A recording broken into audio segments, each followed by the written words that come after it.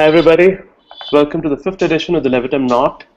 Today Aditya Shankar is going to be talking to us about personality types and traits, and in particular around the Myers Briggs type indicator. It's a fairly well-known tool and instrument that's used by a number of people, and it's provided me personally a number of insights about my personality type as well as other people that I know. And I'm looking forward to this session. Aditya has researched it quite a lot, and I'm sure he's going to enjoy talking to you about it. And Aditya, if you're on and ready, I'll let you take it away. Hey, hi there. All set. So I think everybody can see my screen. So the talk is titled Discover Your Inner Jack Sparrow. So why did I say that? I think for most of us who've seen the movie, right, Jack has this little compass that he looks at to find the thing he wants most. And typically it says rum. So I think that's a really good metaphor for personality types and personality tests. The idea is that, as you use this, it's like a compass to help figure out what you like and dislike, or how you perceive the world. So with that, I'll get started. Let me know if at any point you guys can't hear my audio.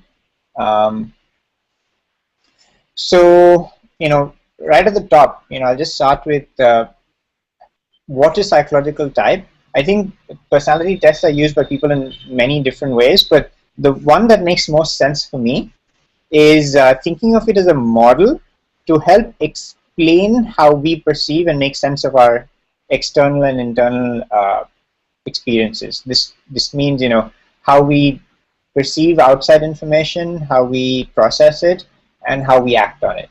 And I think, thinking of these as straitjacket types that describe your personality in any specific way isn't accurate. It's better to think of it as a model that you can use to explain things for yourself and others.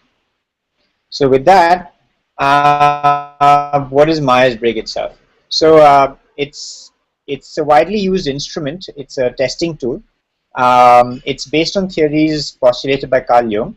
These theories are more than 120 years old when he first postulated them, and the test itself was developed sometime in the 30s and 40s, prior to and during the Second World War, as a means to quickly, for the army, in the US Army, to figure out what sort of, where they sent their personnel, what kind of jobs they gave them, because there are just too many of them. They were being drafted in by the thousands on a monthly, yearly basis, and they just needed some help figuring these out. So the test started from that, and it's been administered to 2 million people plus each year. That's what the institute claims. So in any case, the fact of the matter is there's no good or bad, better or worse as far as MBTI is concerned. It's just a way of sort of describing typical behaviors or typical traits amongst people, broken down into 16 broad categories. So quick disclaimer. So is this all a bunch of hocus pocus, psychobabble, mumbo jumbo, right? No, not exactly. It's sort of like the economics profession. There is no experimentally proven hard facts that things are a particular way. So there's not like double-blind test. There's no control experiments like we do in, say, physics or in chemistry, where you sort of put a set of hypotheses out and then experimentally test them. It's more like economics, where it's observed behavior and theories that are developed to best fit as an explanation of the observed behavior. And this is true for most psychological theories. And therefore, it's not an exact science. It's a series of explanations that have worked well over the years and are employed even today by psychologists when they practice their, do their practice with clients and patients, etc. So the idea is that it's a set of theories which, today at least, offer a very good set of explanations for things that are observable in human behavior. One other thing that I think I should definitely clarify, say outright, is that using MBTI theory in sort of a very dogmatic or is not advisable. It's more use it yourself. It should be very, very carefully used if in an organization. So how does it help? Primarily helps me understand me, and secondly helps me understand you. And how does it do this? It's sort of a common language for describing and understanding certain traits and how people do things and the preferences they have. Us figure out differences amongst people, and then maybe figure out better ways of working together. And then measure intelligence. Doesn't measure skill or ability or attitudes or even emotional and mental health. I think it's really important that we remember this. None of these things are representative. Hey, Aditya, I don't know if it's just me, but it suddenly fades. Represented in the personality type as it's described. Hey, Aditya, we lost you a bit there. You might need to repeat that.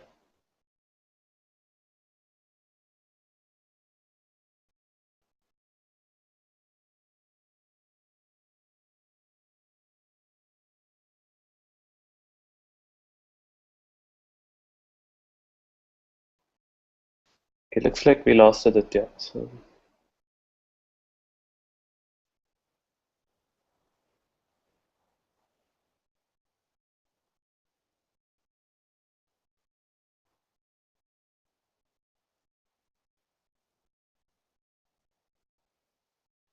Hey, Aditya, you back?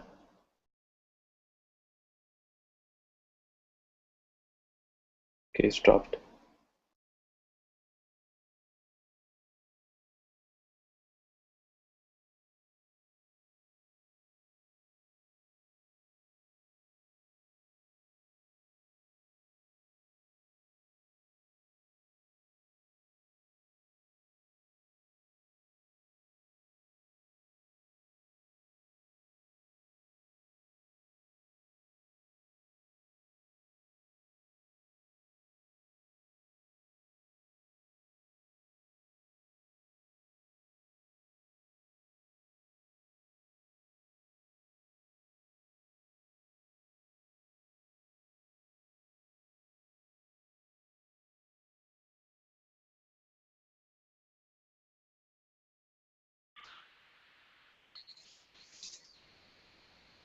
Hey guys, it looks like my connection has dropped in between.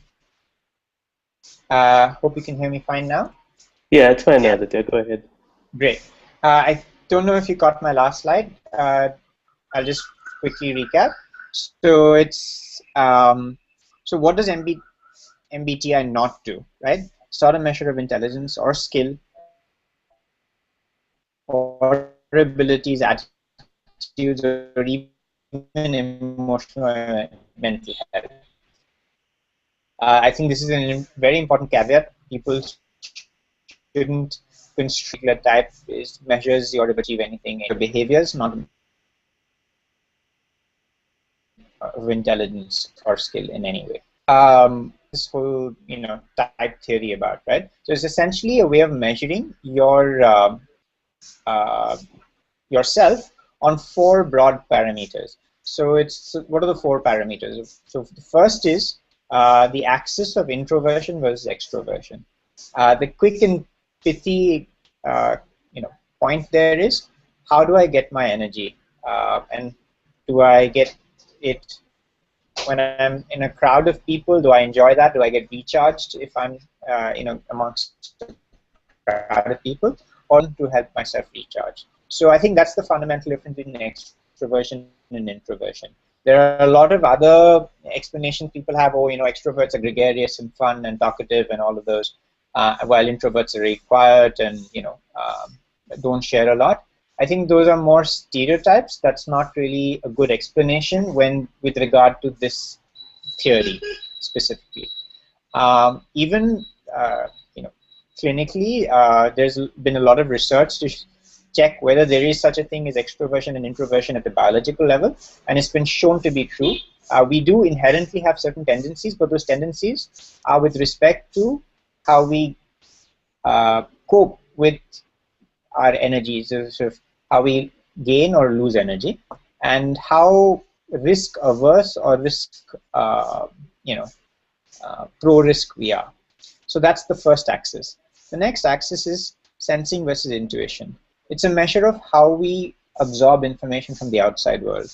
Is it, are we, looking at details, or are we looking at sort of generalities and sort of patterns? Hey Aditya, if possible, could you go into presentation mode? Extra. Let me know if you still see it. Yeah. Do you guys see it? What do you see? Yeah, that'd be great. Just to make it a little larger. No, don't see it yet. I think you might have to go share your desktop and then go full screen. Got it. Give me a second. I'll just do that.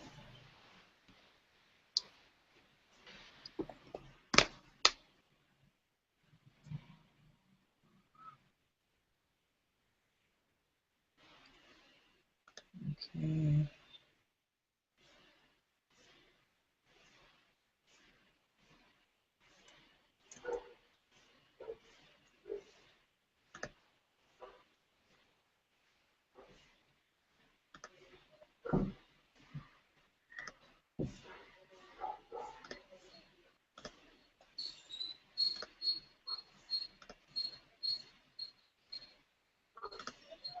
Do you guys see it now?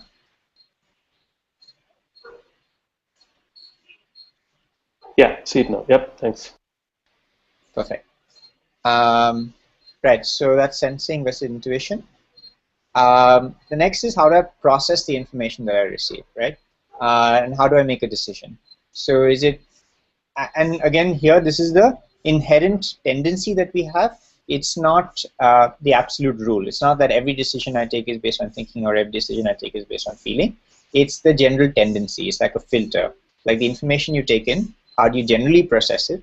And then what do you tend to do? Do you, especially with regard to stressful or sort of tight situations or uncharted waters, what is your typically base response or first order response? The last is judging and perceiving. So the MBTI version of this describes it as how do I deal with the outside world in terms of my lifestyle? How do I organize the world around me? Am I the kind of person who likes to put things in a sort of ordered, neat, sorted manner? Or am I open and okay with sort of a little bit of chaos? There's a bit of an asterisk against judging versus perceiving because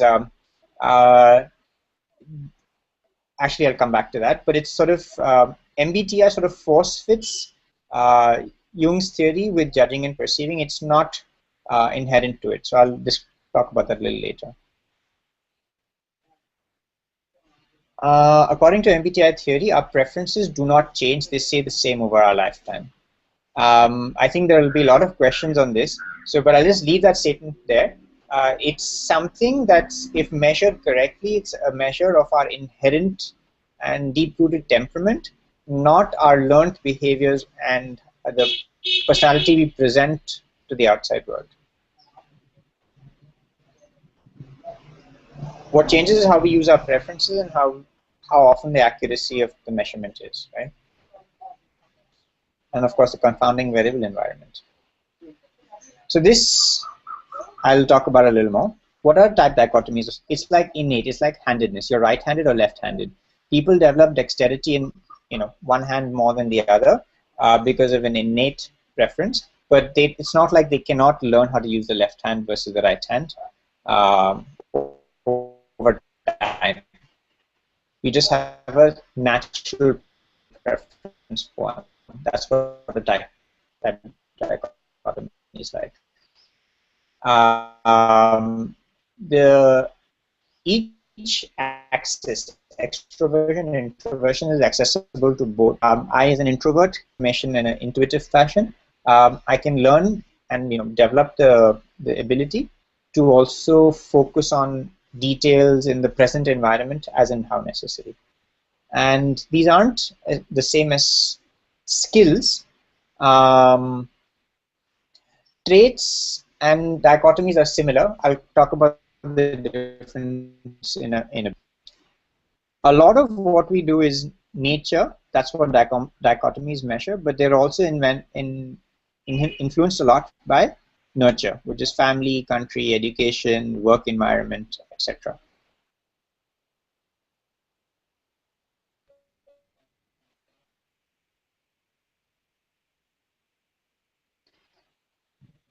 So, us socially.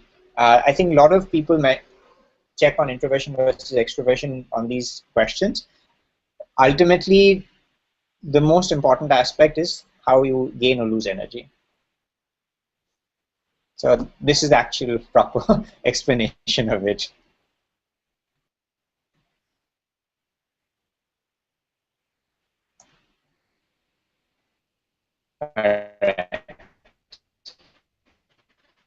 Judging and perceiving.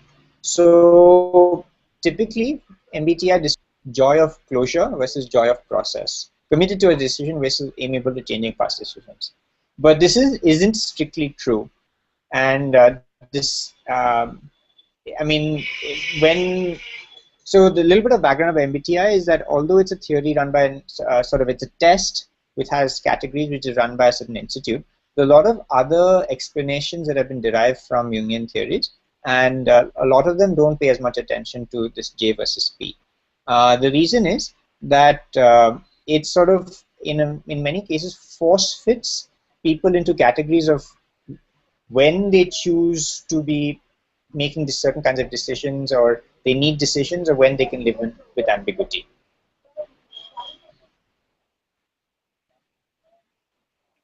Aditya, the other thing I just wanted to chime in with here is I've noticed a few people mix judging with judgmental, and it's not related at all, right?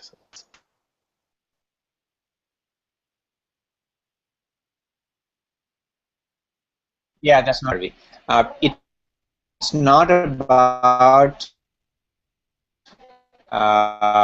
judging or making judgment.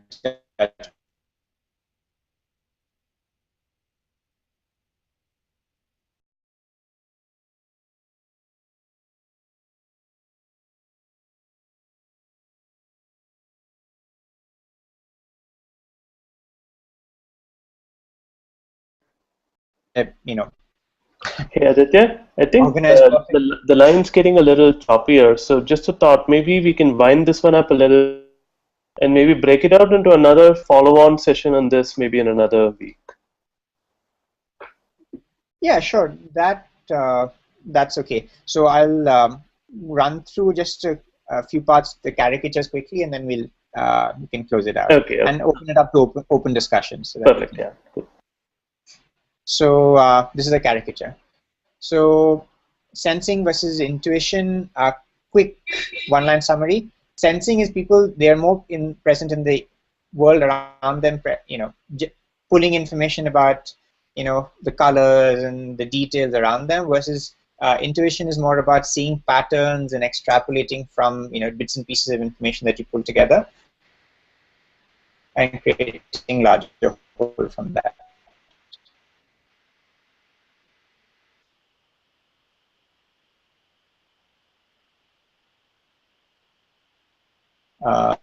Again, this is based on your value system, based on being focusing on people more than just hard. Hey, Aditya, I don't think we. Hey, Aditya, sorry, I don't think we saw the caricature. Oh yeah, sorry.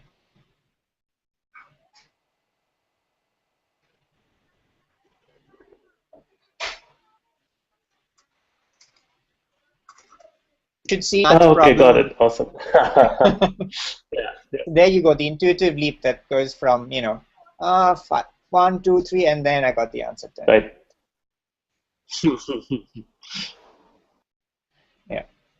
So, okay, thinking versus feeling. I think a good explanation of thinking versus feeling is what is it that you use to make a decision? Are your decisions very often people-centered? Are they value-based? Based on it's not really morals, but how much of an impact it has on a personal level to other people and to yourself, and logical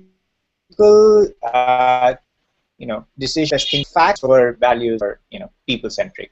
So they try and remove sentiment from decisions, versus the others seek to maximize harmony or group harmony. So that's the dichotomy between thinking and feeling. It doesn't mean that one set of people on thinking side cannot make decisions, nor does it mean the opposite. But these are the natural tendencies. This is what you hold dear at the bottom. And here again is the caricature of that.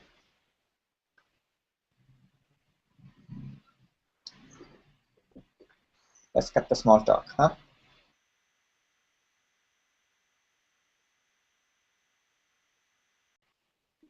I think that happens with me very often. I wonder what my cousin is saying, why is it going on.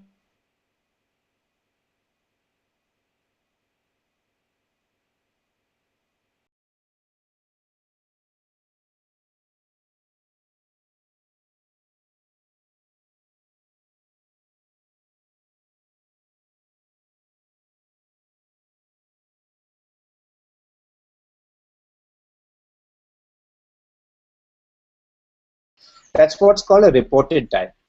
And it's actually sort of a very initial approximation of what your type really is. You go through this exercise of finding what is called a type, where a little bit of ultimately you evolve over time to understand what your true type is. So this is why people say that once you discover your true type, and obviously this is never 100% sure, you're never sure, but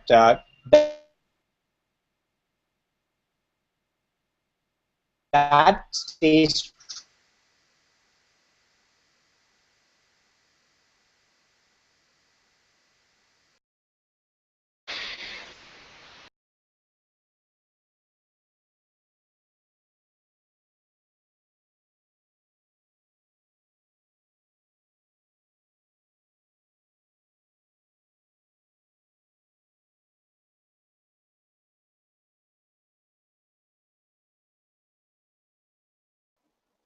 Hey Aditya, it might be good to wrap the slides Sorry, now, looks man. like We'll break this into another session because I think you're breaking up. Yeah, sorry, it looks like I dropped. So I'll skip the slides. I've anyways come to the end of this type dichotomy discussion. So I think the last thing I was saying was Raj Vinu, can you hear him? Raj Vinu? It's pretty choppy. Yeah. Yeah, I think it's sort of it's going in and out a bit. So. Yeah. I think better we wrap now, right? Yeah, okay. I was just saying, yeah. This is really good. Great slides and worth spending a bit more time on it separately once more later. So. Yeah. I think you can sort of recap some of the slides in the next session and then. Right. So we'll defer it. I think it's probably better. So, hey Aditya, not sure if you can hear us, but what we'll do now is we'll wrap this and we'll have.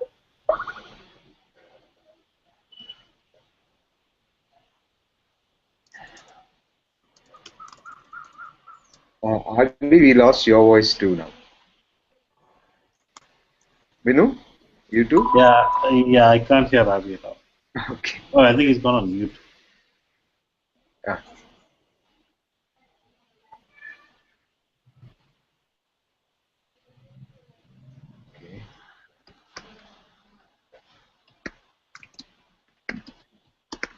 Hey guys, I don't know if you can hear me now. It's too choppy to really be useful. We can sort of recap it next. Cool. Sorry about the audio.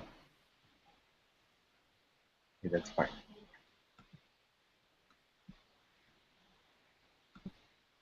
All right, guys.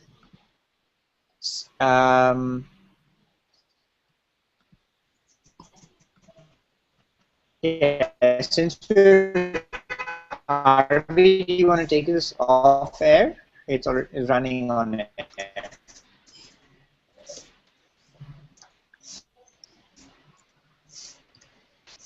Hey guys, I got dropped just. I managed to get dropped just when I was trying to close that out. Hey Aditya, I think you can hear us now, but since the connection's a little choppy and I think your material and slides are amazing, right? I think this is really good.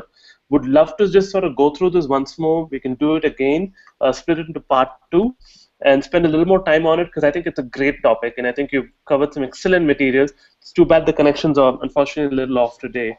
So guys, what we'll do is we'll wrap now. I'll take this off air and we'll just set up a follow-on session. So thanks again, Aditya, and we'll catch up Thanks, again soon. guys. Sorry about the audio. We'll catch you guys again No next time.